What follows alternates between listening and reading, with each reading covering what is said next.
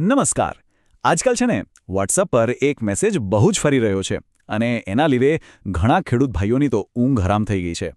મેસેજમાં એવો દાવો કરવામાં આવ્યો છે કે એક લિંક પર તરત જ રજીસ્ટર નહીં કરો તો પીએમ કિસાન યોજનાના 2000 રૂપિયા અટકી જશે. આનાથી લોકોમાં ઘણી ગૂંચવણ ફેલાઈ છે. તો ચાલો આજે આપણે આ વાયરલ દાવાની પાછળનું સત્ય શું છે એને બરાબર સમજીએ. તો ચાલો ફટાફટ જોઈ લઈએ કે આજે આપણે શું જાણવાના છીએ. સૌથી પહેલાં આપણે એ ભ્રામક મેસેજને જોઈશું, પછી સરકારી હકીકત શું છે એ જાણીશું, ઓનલાઈન ફ્રોડથી બચવા શું કરવું એ સમજીશું, સાચી રીતે નોંધણી કરવાની આખી પ્રોસેસ જોઈશું અને છેલ્લે મુખ્ય મુદ્દાઓને ફરી એકવાર યાદ કરીશું.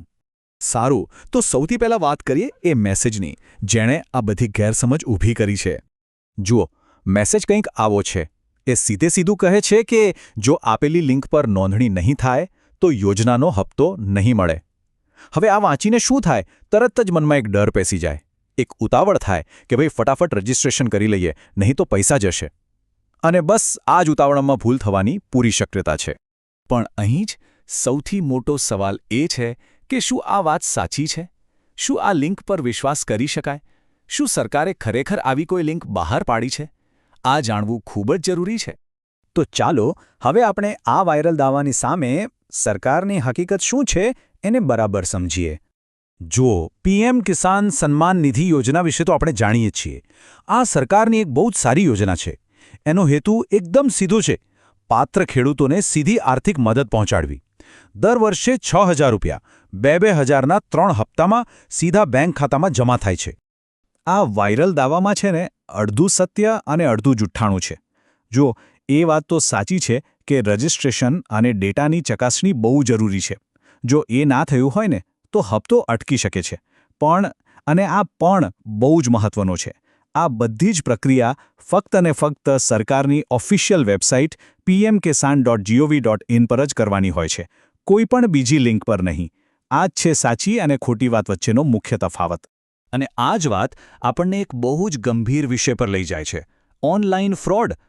આવી ખોટી લિંક પર ક્લિક કરવું કેટલું જોખમી હોઈ શકે એ જાણવું ખૂબ જરૂરી છે. થાય છે એવું કે જેવી આપણે કોઈ આવી ખોટી વેબસાઇટ પર આપણી વિગતો નાખીએ, જેવી કે આધાર નંબર કે બેંકની ડિટેલ્સ, એ સીધી જ છેતરપિંડી કરનારા લોકોના હાથમાં પહોંચી જાય છે. અને પછી એ લોકો આ માહિતીનો ગેરઉપયોગ કરીને આપણું બેંક ખાતું પણ ખાલી કરી શકે છે. તો હંમેશા યાદ રાખો, સાચી અને સુરક્ષિત વેબસાઇટ છે pmkisan.gov.in. જે વાયરલ મેસેજમાં લિંક છે એ ખોટી છે અને જોખમી પણ. હંમેશા ચેક કરો કે વેબસાઇટના એડ્રેસના અંતમાં .gov.in છે કે નહીં. આ સરકારી વેબસાઇટની ઓળખ છે. એક વાત ગાંઠ બાંધી લો: Aadhaar number, bank account number, mobile પર આવેલો OTP કે જમીનની વિગતો, આવી કોઈ પણ પર્સનલ માહિતી કોઈ પણ અજાણી વેબસાઇટ પર ક્યારેય આપવાની નથી, ક્યારે નહીં. સારું, તો હવે ગભરાવાની કે કન્ફ્યુઝ થવાની બિલકુલ જરૂર નથી.